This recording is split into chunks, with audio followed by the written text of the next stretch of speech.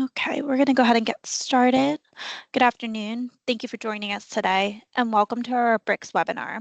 With e-commerce and manufacturing on the rise, it is imperative that concrete floors meet industry standards for floor flatness and levelness.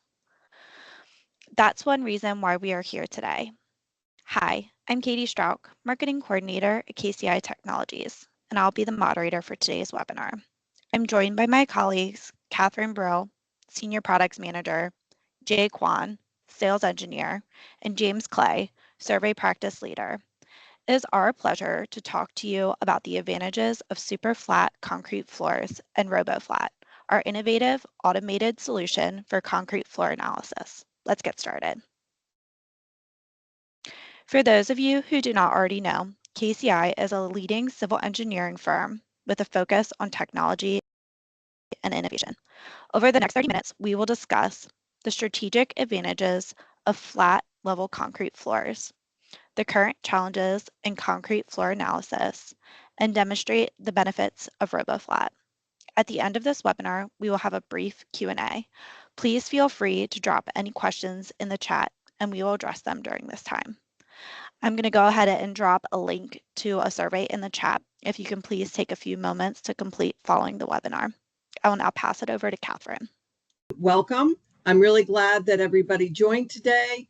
This webinar is designed for surveyors and designers who need to deliver professional excellence, looking to provide precision grade accuracy, general contractors who are looking to earn trust on their projects, providing QA and project efficiency and speed, and specifically for building owners who are looking to increase the value of their assets, saving costs and improving safety while also supporting robotic systems in their facilities. So let's talk for a minute about the importance of high tolerance flat floors to the success of operations in modern facilities. So in order to prevent disruptive navigation or even bottoming out when running, robotic systems require tighter floor flatness and levelness tolerances than normal concrete floor slabs. And in fact, with uneven floors, robots can run into each other. And what happens is that causes unexpected downtime, manual intervention is needed, leads to unsafe conditions for workers, and just expensive maintenance repairs. Traditionally, floor flatness and levelness numbers have been used to measure these concrete floors. And FF refers to the smoothness or bumpiness of the floor surface, and FL refers to the conformity of the floor to a horizontal plane. And higher FF and FL numbers indicate a flatter and more level floor, and these standards are used to determine if a slab meets the required requirements. And as you can see in the table on this slide, the floors in conventional facilities and warehouses have a much lower standard for floor flatness and levelness. But those floors in which autonomous mobile robots are operating require much higher tolerances. And facilities that conform to precision flat concrete floor standards, such as ASTM E1155, are seen as having enhanced value due to the improved aesthetics. So super flat floors provide a very clean, seamless appearance with reduced visual clutter. And also it improves the safety of the overall facility by minimizing risks of handling errors or rack impacts. And flat floors also enhance the overall functionality of the building. The smooth surface of concrete floors, equipment performance, and really minimizes wear and tear on that equipment. And super flat floors allow for tighter aisle spacing and taller storage systems, which maximizes the storage capacity and efficiency.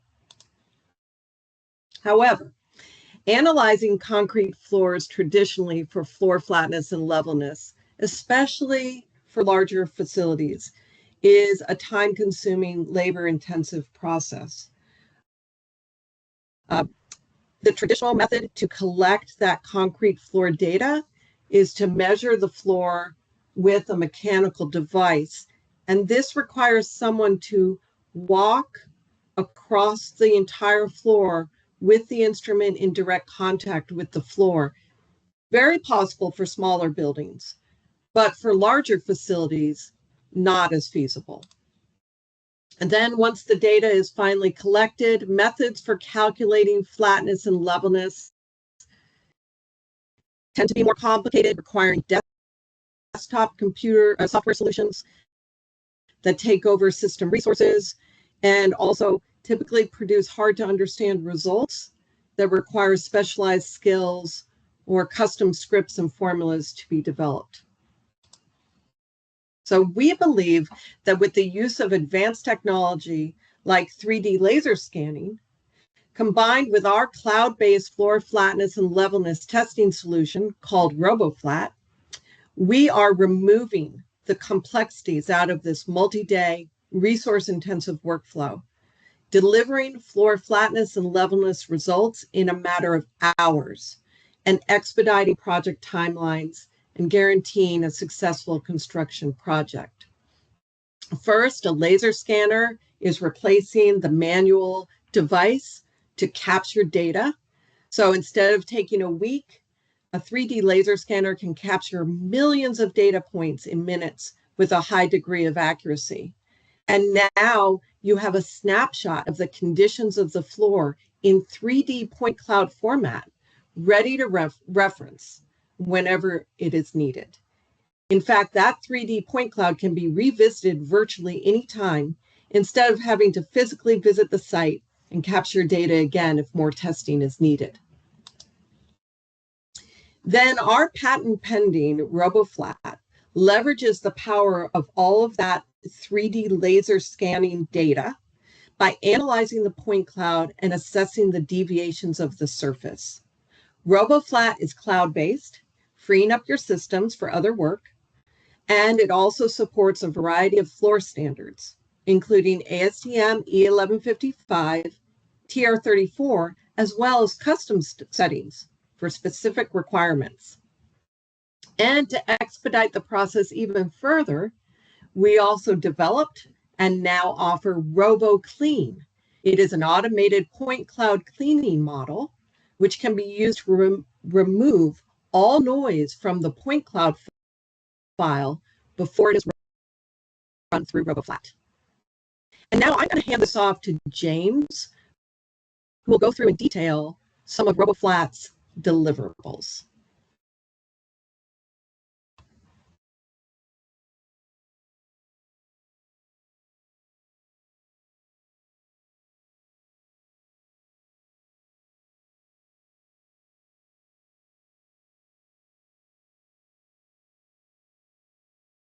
Oh, I'm sorry. Thank you, Catherine. I was muted. I apologize. I was doing the same thing. Just like me. Yeah, sorry about that. So I've brought my screen up. I appreciate the introduction. And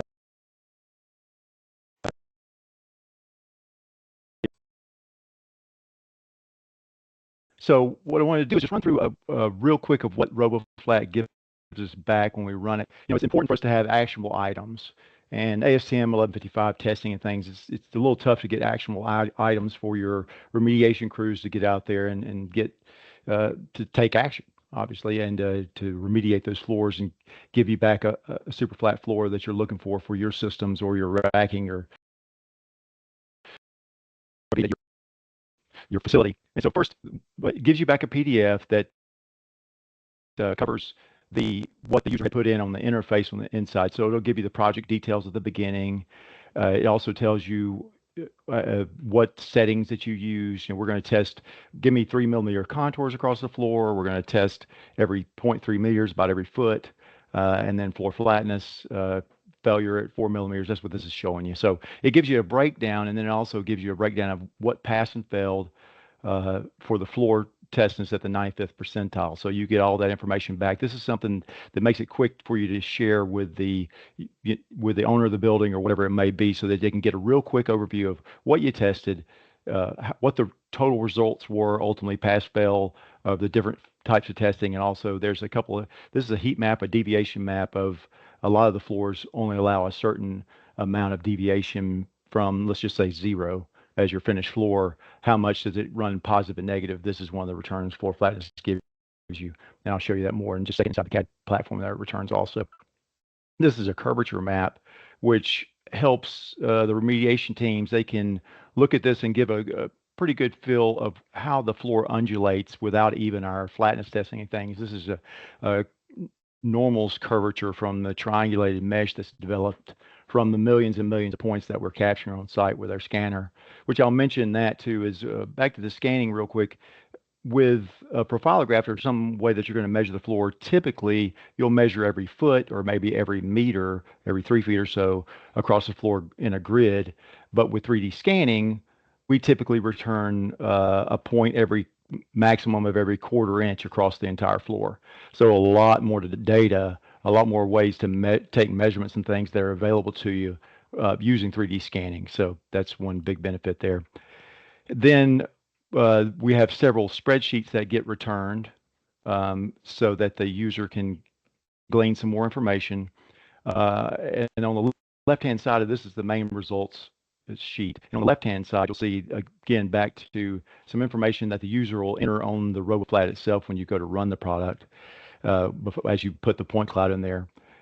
What's your maximum finished floor deviation allowed, how much higher or lower. It's typically 15 millimeters or so, maybe 20 millimeters. It depends on the floor that you're on that's allowed for these types of floors. So we have some defaults in there, but you can also select from TR34 specifications or whatever it might be that you're working on, and it will automatically fill these specifications out for you. In this case, we used a custom setting on this one I'm showing here because we wanted to talk a little bit about curvature, which is very large dips in the floor, long distance dips. They might be 6 meters long or something like that, which are important for robotic systems when they're running parallel, so they won't run into each other or have maintenance problems. So as we go down this list, though, it'll tell you, this first part is about the floor deviation, what percentage was higher than 15 millimeters, what was lower than 15 millimeters in percentage, and did you pass? No, you failed because you were outside the allowed deviation. But then it goes down through each one. The levelness, how many points did we collect on the levelness grid across this floor? 2,700 points. Because if we looked at the size of the testing, I think it was 1 meter testing for the levelness. Then it was 0.3 millimeters for the flatness. So we captured 277,000 points across it to be tested, and it just goes down through here. In the curvature, we have 77,000 tests. Actually, I might have got that out of line. I promise on that, but and as you go further down, you start getting results back, and again, specifications that you put in, how many failures there were, what's the percentage of the failures of the floor, and things like that. Quick overview, pass, fail for the flatness, levelness, and curvature on the left-hand side.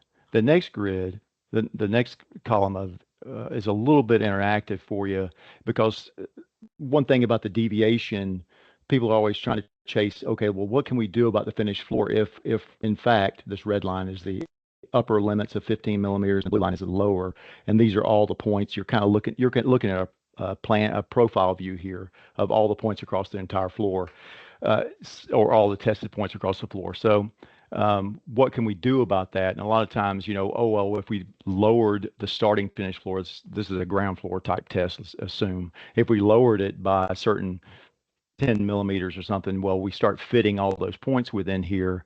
In this case, we're not going to get it fit because it's just too small. But you can also say, well, what if we raised the overall deviation allowed to 20 millimeters? This chart will update off of that, and now you see 20 millimeters. You're still failing, though. Unfortunately, if you scroll down, it'll still tell you what kind of percentage and things you're inside and out. That's a little bit pie graph there because it's such a small. You have 99.58% of the floor, though, passing when I put it to 20 millimeters deviation allowed. But I'll put it back to 15. And one thing to note is only the right side of this where the charts are actually changing. The left side they're locked in place because you want to be able to say, this is what I tested. the first time through, and this is the results we had. Any deviations or changes you make on the right-hand side are really to help you plan for what may want to do with your floors.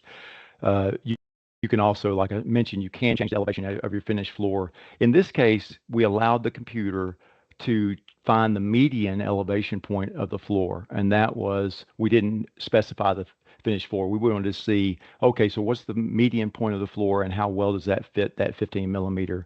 Here, the floor median was 0.0045 millimeters.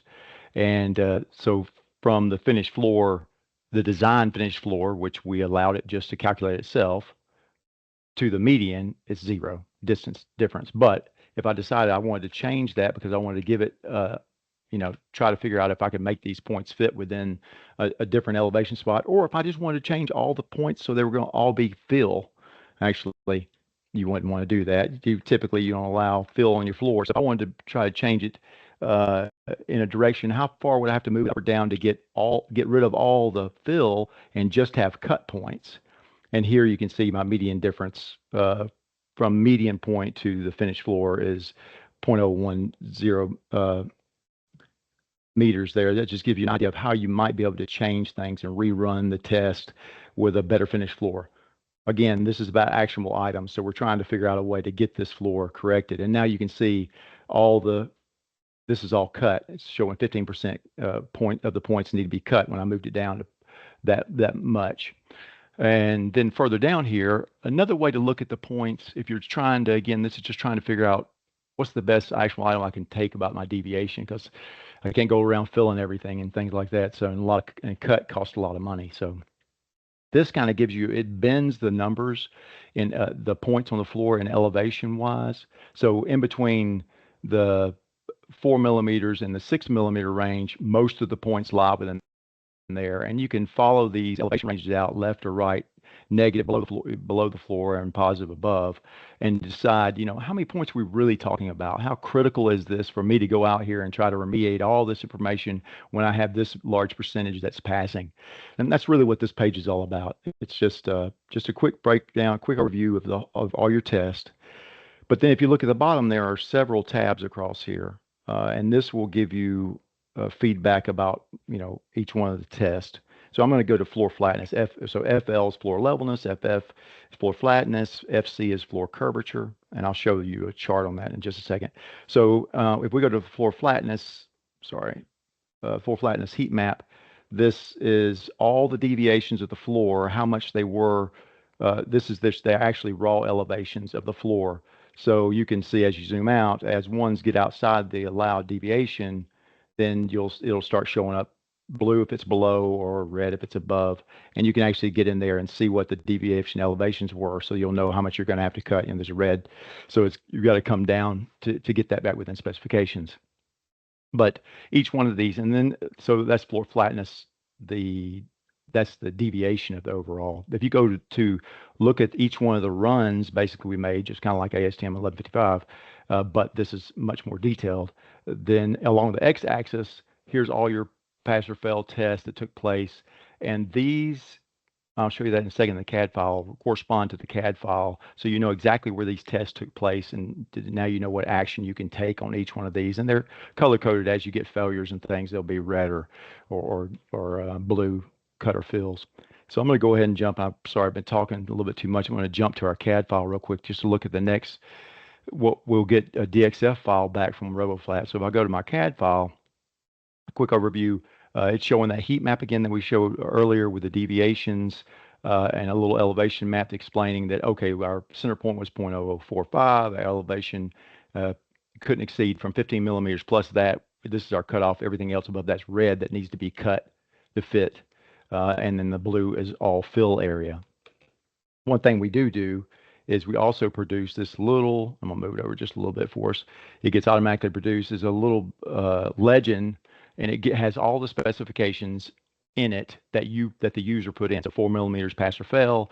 We're going to test every 300 millimeters, and this is a flatness test, so we're 300 millimeters by 300 millimeters. It tests these 3 points. A quick breakdown. This is something that you can include in your CAD file. We just drop it on our front sheet, and so that the owner or whoever you're delivering this to understands, or you for yourself also understands exactly what tests you ran and what deviations that you put in there that you were allowing. Also in this legend, you'll see that it does call out, okay, so the symbols shown here are what's going to be shown on the CAD file.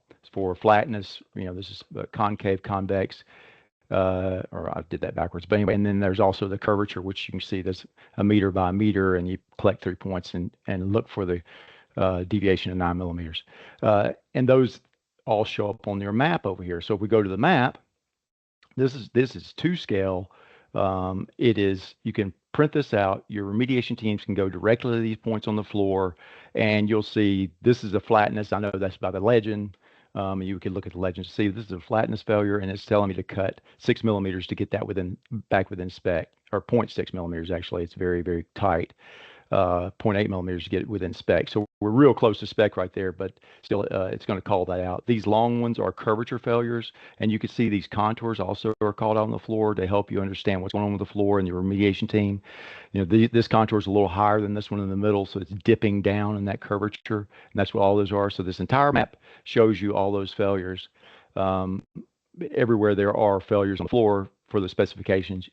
Further, to help you break this down, everything's broken into layers. So you have floor curvature layers, floor deviation layers, floor flatness layers, floor levelness layers, and the obscured areas, which are any areas that we couldn't test because they were too close to columns, or you left pallets on the ground or something like that, and you couldn't collect the scan data underneath that equipment at the time. So we want to make sure the client is well aware that we could not test those areas, and that's why we make those obscured. But if you simply select these layers and turn them off, then you can just turn on things that are important to you. Let's just say you wanted to see all the floor curvature information. You can just turn all the floor curvature information off. I'm going to turn that image off for a second. We'll get in our way. And now we can see all the floor curvatures and also the runs. I've left something off there, but there's this right here, the vectors. And you can see where they've all failed at on the floor. And again, this is the scale, so it's easy to find them again back on the floor. Turn that off for a second. We're going to roll to floor flatness for a second. Show you that. And the legends are also split on these. So if you wanted to make multiple model spaces and only include the legend for floor flatness, then here's the convex and the two flatness failure types, and they can go on the first page. Again, back to all the failures. Go to the left-hand side. You can see these are the run numbers. Again, back to your spreadsheet that I was talking about. These run numbers over here, and also these are the coordinates inside CAD. So run number CAD coordinates. That's the same as what we're looking at here. F is for the flatness, and we have the X and Y runs. So then again, another way to help the user identify and correlate this information back to the spreadsheet.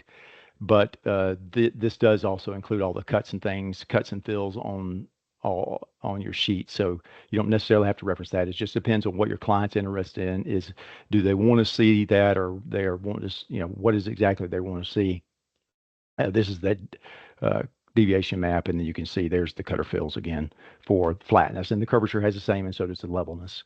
And I'm running this up against the clock because I had so much to talk about, and I apologize for that. So I'm going to go ahead, and there's other ones for your QA/QC in here about the 3D mesh that was produced. You can always look at that to see if that was what you needed.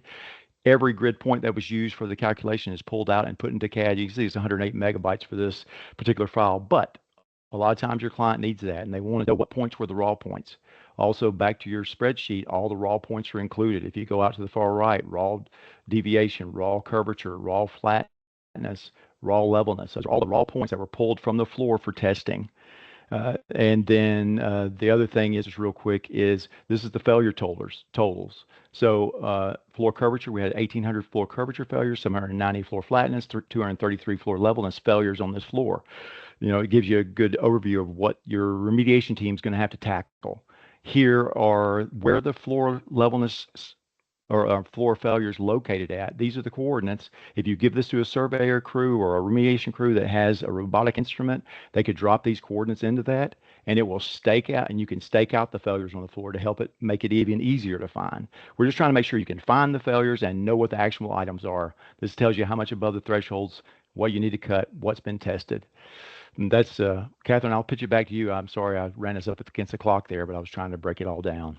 No, that's wonderful. And thank you so much, James. You did a great job showing us that granular detail of the RoboFlat results and how it can help. So if you guys, I know we are running up against the end time, but if you could just spare us one more minute, I wanted to show you how easy it is to actually configure and run a RoboFlat test. So as I mentioned before, RoboFlat is a cloud-based solution. And so to access it, you just go to gobricks.com, where I am right now, click on catalog, and you'll see that RoboFlat is the first product in our offering list, catalog list. So for the purposes of this demo, I have already logged in to our test environment and highlighted two different products, RoboFlat and RoboClean. As a reminder, RoboClean is our automated solution for point cloud data cleaning. And it really eliminates the need for you to use other software to manually select those noisy points in the cloud and or set up filters. And so with RoboClean, noisy points are automatically classified and then removed from the E57 file.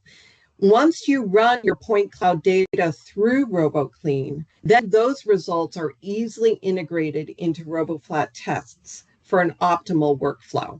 So to get started with RoboFlat, you click the Run Model button.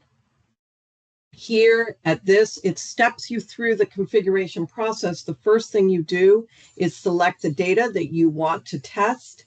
I've got my RoboClean results very easily accessible right here. I can select it, select next. And here in this parameter screen, this is where I can configure a friendly name for my test. I can specify what standard I want to test against.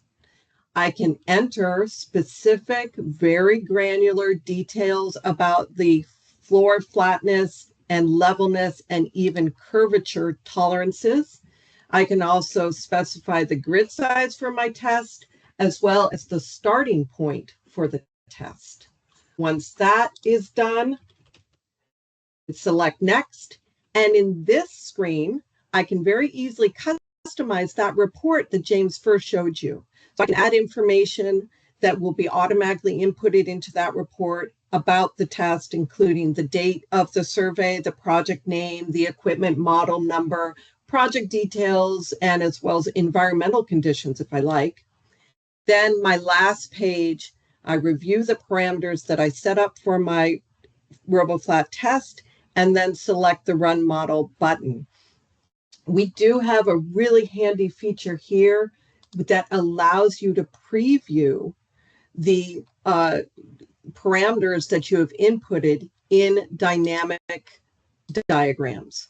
So that really helps you understand exactly how those parameters are going to be used in the testing process. Once you click Run Model, then your RoboFlat test is going to start running, and the results will be available from your Results tab. And here's an example of a test I ran earlier. You can download all files or download specific files very easily, all from this single interface.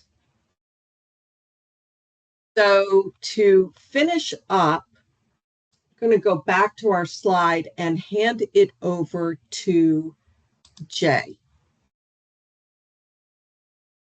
All right. So thank you, Kathleen and James, to went over the RoboFlat. So once again, I'd like to explain one more time what's so special about RoboFlat compared to your current software or the industries out there. So RoboFlat is a cloud-based software.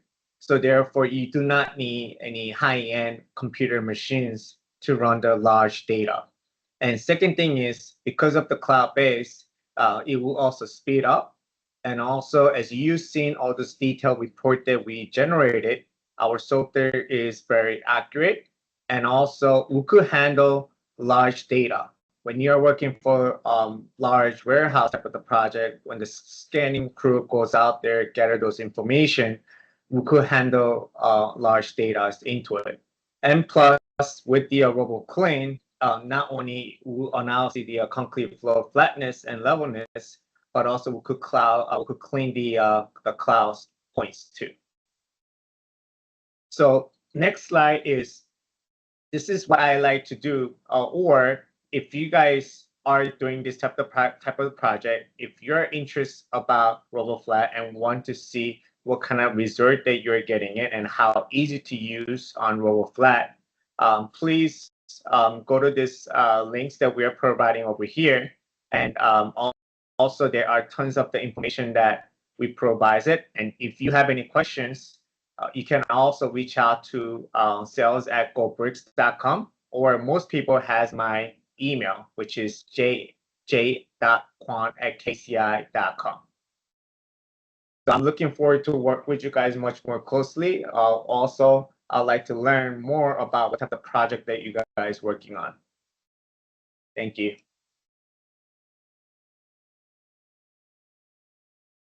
Thanks, Jay. We'll take some questions now if anybody has them. Feel free to drop those in the chat. In the meantime, here are a few of the frequently asked questions we've received. So the first one is, where do I access RoboFlat? Yes, and so RoboFlat is accessed on the gobricks.com platform. Thanks, Catherine. Next one is, are there any floor size limitations? I'll have correct me with this one, but I do not believe that there are any for RoboFlat. And in fact, it's one of its key differentiating characteristics is that RoboFlat, as Jay had mentioned, can handle very large volumes of data and process it very quickly, leveraging the cloud. Oh, we have a question coming in. So Kevin asked, can I see the needs for a new facility just built, but about an existing facility, such as a warehouse that has racks in place? I can fill that in. So it's with the racking is in place. It's a little difficult to get them scanned just because the racking is in place. However, we've got our team alone, the KCI team, scanning team, has 600 million square feet of robotic under our wing right this second that we've tested, and 50% or more of those have been live facilities. So existing facilities where we go in, even if they were built, 5 years ago, we'll go in and scan them to types of things. So it does make it more difficult to scan, but just because you have to make more setups to get around the racking and things like that, but you could still get the floor captured and move on. Or if they're going to put in something new down, a lot of times we'll wait and we'll say, well, if it's going to go under construction, let's go ahead and move the racking and we'll scan it there. If it's a facility that exists and they want to try to upgrade, that's different. But so it could be handled either way. It's not a problem. Thanks, James. Just a few more questions. How long does testing take? That really depends on the size of the file that you are inputting into your RoboFlat test. So we can handle many gigabytes of data, and it can be all processed within just minutes or hours. Oh, we have another question.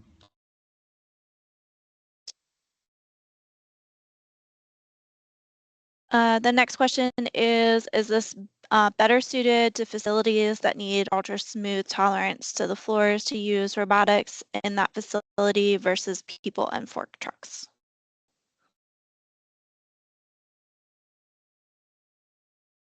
James, do you have an input on that one? Ultimately, it's to test anything. We call it RoboFlat, and it's testing for robotic systems. But ultimately, you can test to any specifications for the floor that you need. If it's just straight ASTM 1155, there's an option in RoboFlat to choose that. So, and you can just put in your specifications, and it'll give you results back for that.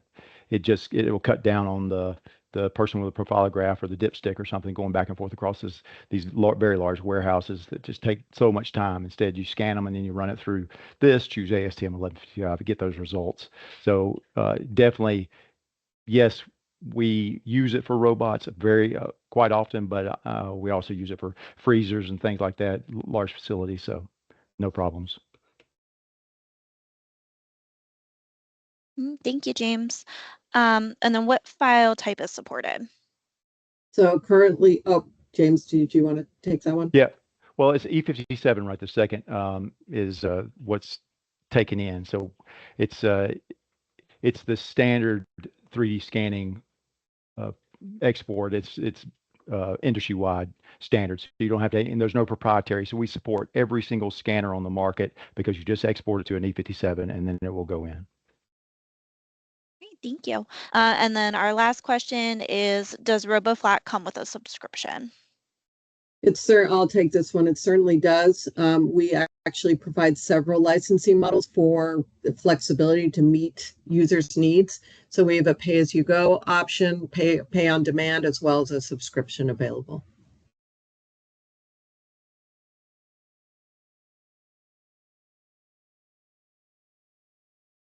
Are there any other questions? All right. Well, I wanted to thank you, and you guys have been a tremendous audience, and thank you for the engagement. Katie, take it away. All right, folks. Thank you for sticking around. I know we went a little over today, and thank you for joining us for our webinar on mastering concrete floor precision for commercial and industrial facilities. We hope you found it valuable and insightful. A huge thank you to our speakers for sharing their expertise. We look forward to seeing you all at our next webinar. Have a great day.